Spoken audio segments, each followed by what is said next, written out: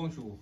Aujourd'hui, nous venons vous parler des partis politiques, un vocable que vous entendez à longueur de journée. Peut-être que vous êtes membre d'un parti politique.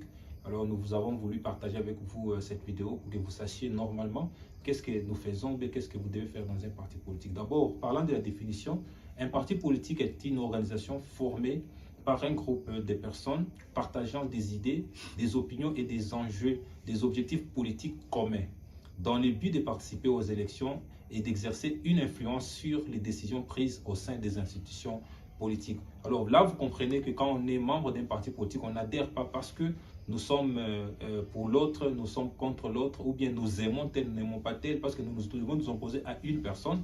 Comprenons qu'ici, nous sommes là pour partager les mêmes idées avec le membre que nous trouvons dans notre parti politique afin d'influencer les décisions au sein des institutions. Et ce que nous pouvons se dire, c'est que c'est une organisation structurée qui rassemble des personnes partageant une vision de la société et des enjeux politiques et qui cherche à exercer une influence sur le pouvoir politique en proposant des solutions concrètes à des enjeux de la société. Alors comprenons que nous venons dans un parti politique pas pour insulter, mais nous venons pour proposer des solutions concrètes par rapport à ce qu'on a comme enjeu en face de nous.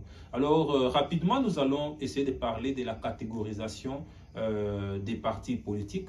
Alors, nous allons dire qu'il existe de nombreuses façons de classer les partis politiques en fonction de leur idéologie, de leur orientation politique, de leur histoire, de leur positionnement sur l'échiquier politique et de leur organisation interne. Et ça dépend, les classements sont multiples. Alors là où maintenant, là, nous allons vous parler d'une catégorisation qui est un peu plus connue.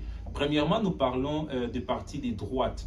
Les partis de droite sont ces partis qui prônent généralement un rôle limité de l'État dans l'économie, une politique fiscale favorable aux entreprises, une défense des valeurs traditionnelles et une politique de sécurité et de défense plus ferme. Les partis de droite peuvent se décliner en plusieurs sous-catégories, comme les partis conservateurs, les partis libéraux, les partis nationalistes, ainsi de suite. Là, nous avons les exemples. Nous avons le parti Le Républicain en France, aux États-Unis, les partis conservateurs au Canada, le Parti populaire en Espagne, les partis libéral conservateurs au Royaume-Uni et la Ligue du Nord en Italie. Deuxièmement, nous parlons des partis de gauche. Les partis de gauche ont généralement une vision plus interventionniste de l'État dans l'économie, une politique fiscale plus progressive, une défense des droits sociaux, une politique de solidarité. Et ce parti de gauche peuvent également se diviser en plusieurs tendances comme le parti socialiste, les partis communistes, les partis écologistes, ainsi de suite. Alors l'exemple le plus pratique sont, comme nous avons les partis socialistes en France, nous avons les démocrates aux États-Unis, nous avons les travaillistes au Royaume-Uni, nous avons le parti social-démocrate d'Allemagne, les CPD, et nous avons le parti socialiste ouvrier d'Espagne. Alors, c'est un peu ça. Voilà, la troisième catégorie, nous avons les partis centristes. Ces partis se situent entre la droite et la gauche et cherchent souvent à rassembler les électeurs des différentes sensibilités politiques.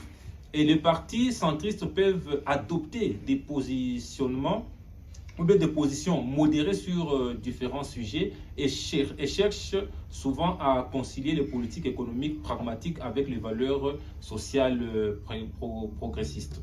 Alors, nous avons par exemple la République en marche en France, nous avons les mouvements 5 étoiles en Italie, nous avons le Parti populaire d'Espagne, nous avons le Parti démocrate chrétien, les CDU en Allemagne, nous avons le Parti libéral au Canada. Alors voilà un peu l'exemple des partis centristes. Puis nous avons aussi des partis régionalistes. Ce sont ces partis qui défendent des intérêts d'une région, d'une minorité linguistique, culturelle ou religieuse et cherchent souvent à obtenir plus d'autonomie ou des reconnaissances pour leur groupe. Et nous passons rapidement pour parler cinquièmement des partis populistes.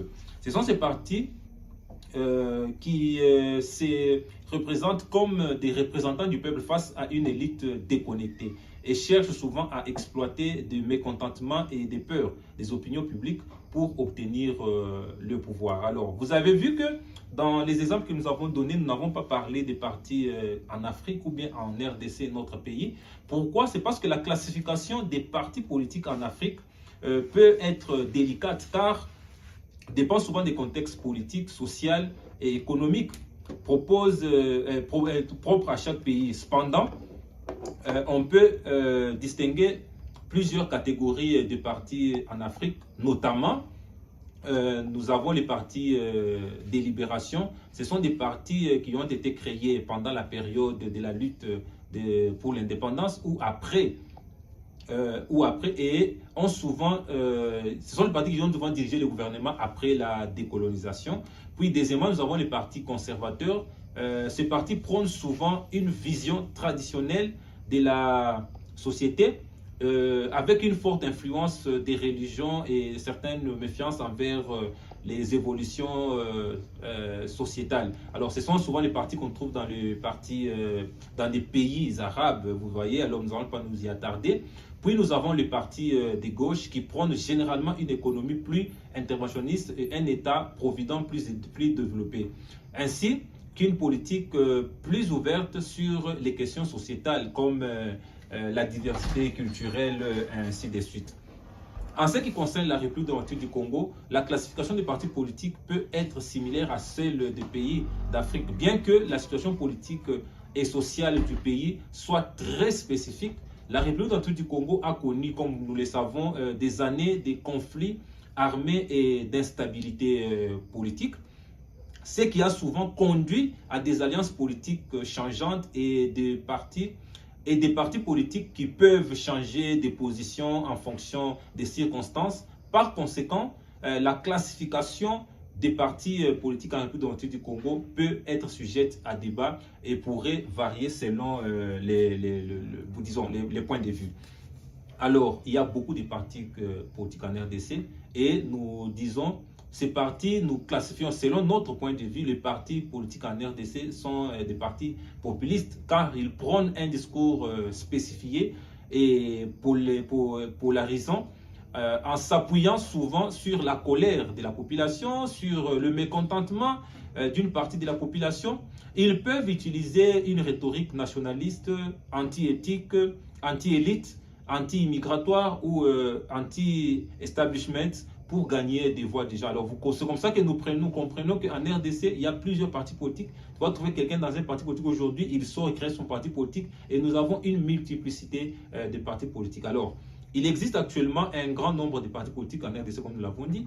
Le pays a connu une multiplication des partis politiques depuis l'avènement du multipartisme dans les années 90, après plusieurs décennies de régime à parti unique avec la Deuxième République. Et selon la Commission électorale nationale indépendante, la CENI, nous avons en RDC 600 partis politiques qui ont été enregistrés lors des élections de 2018.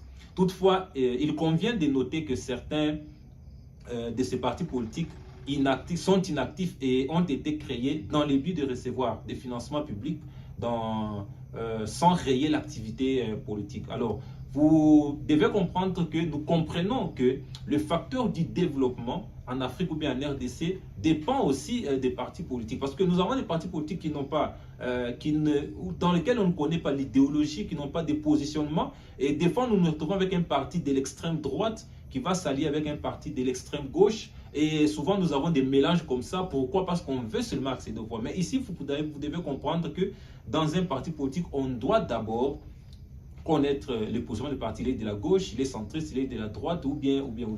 Alors, je pense que c'est par ici que nous mettons terme à cette vidéo. Nous vous remercions de nous avoir suivis et nous vous demandons de partager cette vidéo qui peut aider un grand nombre d'entre nous. Et nous vous disons déjà que dans la prochaine vidéo que nous allons faire, nous parlerons des objectifs, de la mission et de l'importance des partis politiques dans la vie active d'une nation. Merci beaucoup.